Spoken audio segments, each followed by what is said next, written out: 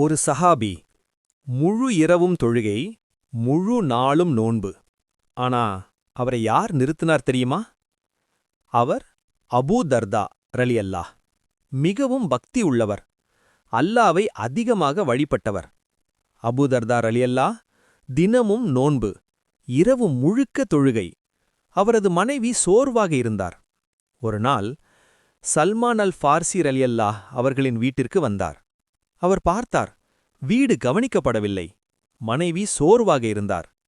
அவர் Abu தர்தாவிடம் சொன்னார், உன் இறைவனுக்கு உன் மீது உரிமை இருக்கு, உன் உடலுக்கும் உரிமை இருக்கு, உன் குடும்பத்திற்கும் உரிமை இருக்கு, அனைத்துக்கும் சமநிலை வையுங்கள். பிறகு நபி ஸல்லல்லாஹு அலைஹி வஸல்லம் அவர்கள் இதைக் கேட்டார்கள். சல்மான் உண்மை சொன்னார் என்று உறுதி செய்தார்கள். அந்த நாளிலிருந்து அபூ தர்தா ரலியல்லாஹ் சமநிலை வாழ்க்கை வாழ்ந்தார். இந்த கதை நமக்கு சொல்லுவது, இஸ்லாம் சமநிலை மார்க்கம். அதிகமாக செய்வதும் தவறுதான். நீங்க வாழ்க்கையில் பேலன்ஸ் வச்சிருக்கீங்களா? டுமாரோ நெக்ஸ்ட் சஹாபி ஸ்டோரிக்காக ஃபாலோ பண்ணுங்க. ஒயிட்.